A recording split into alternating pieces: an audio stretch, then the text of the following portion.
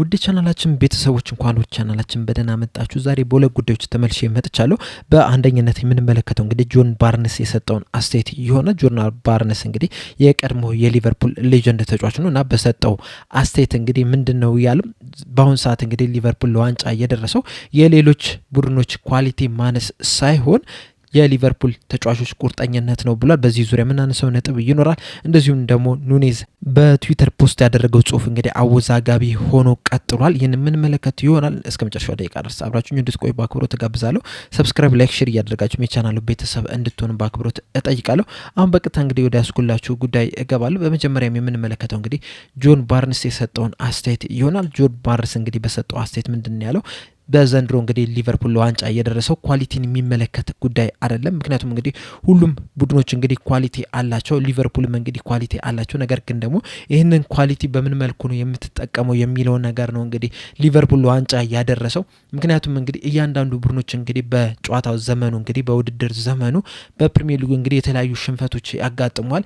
እነዛን ሽንፈቶች እንዴት አድርገህ ነው የምትቀለብሰው የሚለውን ነገር እንግዲህ የተጫዋቾችን ቁርጠኝነትና ካራክተር የሚያሳይ ነገር ነው ብሏል። በተጨማሪም ባነሳው ነጥብ እንግዲህ ምንድነው ያለው?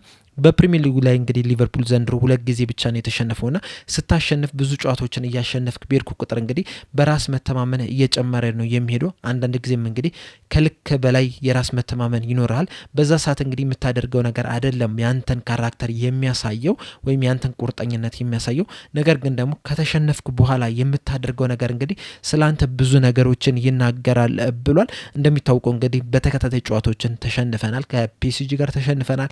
እንደዚሁም ደግሞ ከኒውካስል ዩናይትድ ጋርም እንግዲህ ሽንፈት አጋጥሞን ነበረ።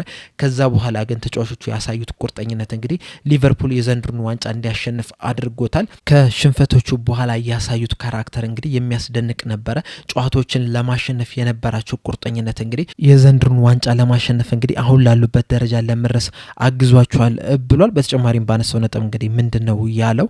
እንደዚህ አይነት ከፍተኛ የአይምሮ ጥንካሬ ያላቸው ተጫዋቾች፣ ስትሮንግ የሆነ ካራክተር ያላቸው ተጫዋቾች እንግዲህ ሁልጊዜም ያስፈልጋል የሆነ ነገር ለማሳካት። በተለይ ደግሞ በምታሸንፍበት ሳይሆን በምትሸነፍበት ሰዓት፣ በተቸገርክበት ወቅት ላይ እንግዲህ እንደዚህ አይነት ጠንካራ የአይምሮ ጥንካሬ ያላቸው ተጫዋቾች ሲኖርህ እንግዲህ ቡድንህ የተሻለ እንዲጫወት ያደርጋቸዋል ብሏል። በተለይ ሊቨርፑል እንግዲህ ያለፉትን ጥቂት ጨዋታዎች እንግዲህ እንደ መንገጫገጭ ነገር አሳይቶ ነበረ። ከሻምፒዮንስ ሊጉ መሰናበት ይችላል። በሊግ ካፕ የፍጻሜ ጨዋታ ተሸንፏል። በኤፍኤ ካፕ ተሸንፏልና የፕሪሚየር ሊጉ ዋንጫም እንግዲህ ነጥብ ሲጥል ነበርና በዛ ሰዓት እንግዲህ እንደዚህ አይነት ጠንካራ የአይምሮ ጥንካሬ ያላቸው ተጫዋቾች በቡድን ውስጥ ሲኖሩ እንግዲህ ወደ ማሸነፍ እንድትመጣ ወይም እንድታንሰራራ ያደርጋል ብሏል። እኛም እንግዲህ በ1989 ላይ እንግዲህ በአርሰናል ተሸንፈን ዋንጫውን አተን ነበረ። ነገር ግን ከዛ በኋላ ያደረግነው ነገር ምንድነው? ያለፈውን ትተን ወደ ቀጣይ አመት ነበረ ያተኮርነው። ከዛ በኋላ እንግዲህ 1990 ላይ ዋንጫውን ማሳካት ችለናል ብሏል። አሁንም እንግዲህ ይህም ቡድን እንግዲህ እያደረገ ያለው ምንድነው? ጨዋታዎችን ነጥብ ሲጥል እንግዲህ ያንን የጣለበትን ጨዋታ እንግዲህ ትቶ ወደ ቀጣይ ጨዋታ ብቻ ነው እያተኮረ ያለው። ያለፉትን ጨዋታዎች ላይ እንግዲህ እያዩት አይደለም የሚገኙት። ሁልጊዜም ትኩረታቸው ወደ ቀጣይ ጨዋታ ነው። ያም ነገር እንግዲህ አሁን ላሉበት ደረጃ እንዲደርሱም አግዟቸዋል ብሏል። በተጨማሪ ምንድነው ያለው? እነዚህ ተጫዋቾች አሰልጣኞችም እንግዲህ በጣም ትልቅ ሙገሳ ይገባቸዋል። ምክንያቱም እንግዲህ በየትኛውም ክለብ እንግዲህ ትልቅ አሰልጣኝ በሚወጣበት ሰዓት እንግዲህ በቀጣይ የሚመጡ አሰልጣኝ ለእንደዚህ አይነት ቦታ ለመድረስ እንግዲህ በጣም ሲቸገሩ ተመልክተናቸዋል። አሁን ለምሳሌ ከተመለከተን አርሴን ቬንገር ከወጣ በኋላ ቀጣይ የመጣው አሰልጣኝ እንግዲህ በጣም ሲቸገር ተመልክተናል። ሰር አሌክስ ፈርጉሰን ከወጡም በኋላም እንግዲህ ማንቸስተር ዩናይትድ ሲቸገር ተመልክተናልና ክሎፕም ከወጣ በኋላ እንግዲህ አርነ ስሎት ሲመጣ እንግዲህ ይቸገራል ተብሎ ነበር ሲጠበቅ የነበረው። የአርነ ስሎትን አጨዋወትም ቶሎ ላይለምዱት ይችላሉ ሲባል ነበር። ነገር ግን እነዚህ ተጫዋቾች እንግዲህ ከፍተኛ ጥረት አድርገው ለአሰልጣኝ አርነ ስሎት እንግዲህ ወደሚፈልገው አጨዋወትም በመቅረብ እንግዲህ የተሻለ ነገርን ማምጣት ችሏልና በዚህ ዙሪያ እንግዲህ ሁለቱም በኩል ያሉት ወገኖች እንግዲህ ሊመሰገኑ ይገባቸዋል። ተጫዋቾቹም አሰልጣኞቹም ሊመሰገኑ ይገባቸዋል። ምክንያቱም ይሄ ነገር እንግዲህ በጣም ቀላል ስላልሆነ ማለት ነውና ዘንድሮም እንግዲህ ሊቨርፑል ዋንጫውን ባያነሳ ኖሮም እንግዲህ ማንም ሊወቅሳቸው የሚችል ሰውም አይኖርም ነበረ። ምክንያቱም እንግዲህ እዚህ ቦታ ይደርሳሉ ብሎ የጠበቀ ማንም ሰው ስላልነበረ ማለት ነውና እዚህ ቦታ ለመድረሳቸው እንግዲህ ሙገሳ ይገባቸዋል። ነገር ግን ይህንን ስንል እንግዲህ ቀጣይ አመት በጣም ቀላል ይሆናል ማለት አይደለም። በጣም ከባድ የሚሆንበት የውድድር ዘመን ነው የሚሆነው ቀጣይ አመት። ምክንያቱም እንግዲህ አርሰናሎች ተጫዋቾችን ጨምሮ ከዚህ የተሻለ ቡድን ሆነው ነው የሚቀርቡት። ማንቸስተር ሲቲም እንደዚሁ ተመሳሳይ የተሻሉ ተጫዋቾችን አምጥቶ ከዚህ የተሻለ ጥንካሬ ቦታ ላይ ሆኖ ነው የሚመጣው። ማንቸስተር ዩናይትድም ራሱን ለማሻሻል ነው የሚሄደው።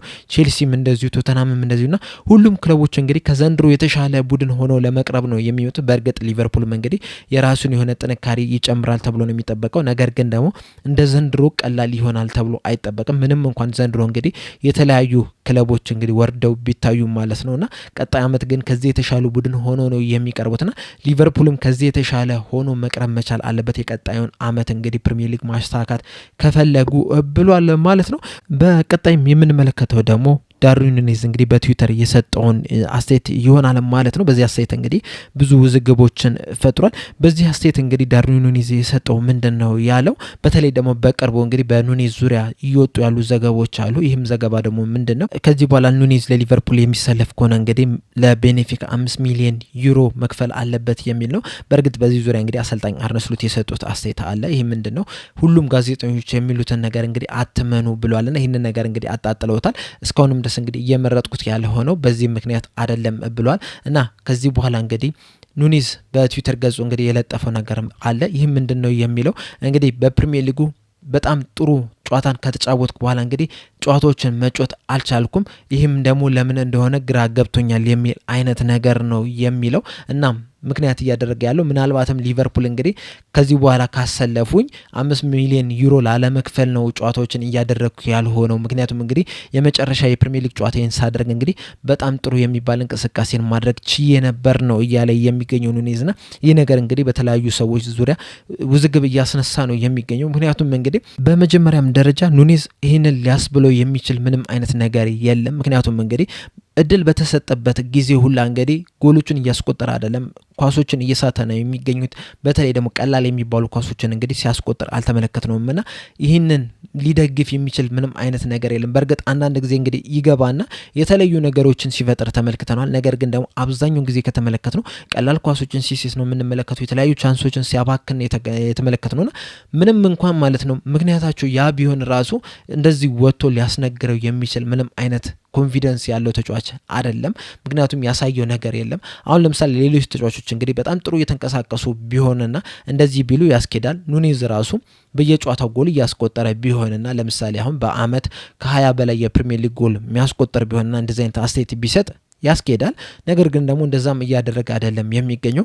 በተሰጠው አጋጣሚ ሁላ ጎል እያስቆጠረ አይደለም የሚገኘው። በእርግጥ አንዳንድ መረጃዎች እንግዲህ እንደሚሉት ከሆነ ይህ የኔ ትክክለኛ የትዊተር ገጽ አይደለም፣ ሰው ሌላ ሰው በእኔ ስም አመሳስሎ ተናግሮት ነበር የሚል አለ። ነገር ግን ደግሞ አንዳንድ ሰዎች እንግዲህ እሱን ፎሎ የሚያደርጉ ሰዎች እንግዲህ ያንን ነገር ስክሪንሾት አድርገው እንግዲህ በተለያዩ ሚዲያዎች ላይ የዘገቡት ነው የሚገኘውና ከሱ የወጣ ዘገባ ነው እየተባለ የሚገኘውና እውነትም ይህ ትክክለኛ ዘገባ ከሆነ እሱ ብሎት ከሆነ እንግዲህ በጣም የሚያሳፍር ነገር ነው። በተጨማሪም ደግሞ ነገ ነው እንግዲህ ሊቨርፑል የፕሪሚየር ሊጉን ዋንጫ የሚያሳካበት የሚሆነው አቻ ወይም ካሸነፈ ማለት ነውና በዛ ስነ ስርዓት ላይ እንግዲህ እሱ መሳተፉ አይቀርም። ባይጫወት ራሱ ክብር ሊሰማው ይገባል። ምክንያቱም እንግዲህ የሊቨርፑል ደጋፊዎች ለሊቨርፑል ከፈረመበት ሰዓት ጀምሮ እንግዲህ ሲስትም ሲያገባም ከሱ ጎን የነበሩትና እያንዳንዱ ደቂቃ ላይ ለሚደግፈው ደጋፊ ግን እንደዚህ አይነት ምላሽን መስጠት ጥሩ አይመስለኝም። ምክንያቱም እንግዲህ በዚህ ሰዓት እንግዲህ ምናልባትም አሰልጣኙንና የስፖርቲንግ ዳይሬክተሩን ለመናገር ሊሆን ይችላል ይህንን ነገር የለጠፈው። ነገር ግን ደግሞ ነገ በጣም ትልቅ ጨዋታ አለብን። ምናልባትም እንግዲህ ከ35 ዓመት በኋላ የመጀመሪያ ጊዜ እንግዲህ የሊቨርፑል ደጋፊዎች በተገኙበት የዋንጫውን ክብር ልናሳካበት የምንችልበት ጨዋታ ነውና እንደዚህ አይነት ትልቅ ጨዋታ እያለ ግን እንደዚህ አይነት ነገርን መለጠፍ ራሱ በጣም የሚያሳፍር ነገር ነው።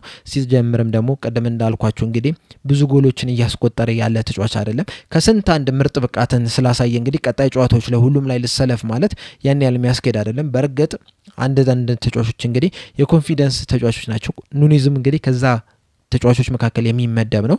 ኮንፊደንሱን እያዳበረ በሄደ ቁጥር እንግዲህ ጥሩ ተጫዋች ሊሆን ይችላል። ነገር ግን ደግሞ በእነዚህ 3 አመታት እንግዲህ ከሱ እንደተመለከትነው ከሆነ አንዳንድ ጊዜ ጥሩ ይሆናል፣ ከስንት አንድ በጣም ምርጥ የሚሆንበት ጊዜያቶች አሉ።